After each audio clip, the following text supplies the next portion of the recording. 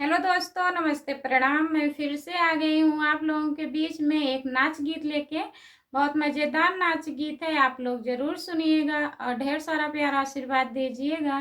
और आप लोग जान ही रहे हैं दोस्तों, इस समय कुंभ का मेला लगा है। लोग नहाने जा रहे हैं, मेला देखने जा रहे हैं। और हमने सोचा हम एक गाना ही गा दें आप लोगों के बीच में। कैसा लगता है हमारा गाना, आप लोग कमेंट के माध्यम से ज़रूर बताइएगा और ढेर सारा प्यार आशीर्वाद दीजिएगा। गठरी लैला बालमु मेला चली, गठरी लैला बालमु मेला चली। मेलवा में चल बुधना काका तू लेबू, मेलवा में चल बुधना काका तू लेबू।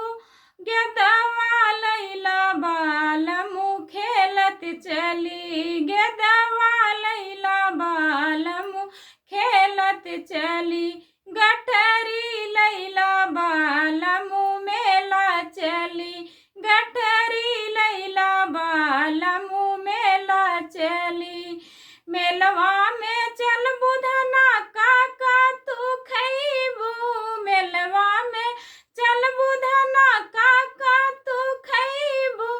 चटवा लैला बालमु चाटत चली, चटवा लैला बालमु चाटत चली। गठरी लैला बालमु मेला चली, गठरी लैला बालमु मेला चली।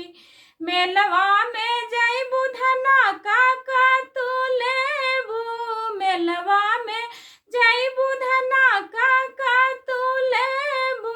चुनरी लैला बालमु ओढ़त चली, चुनरी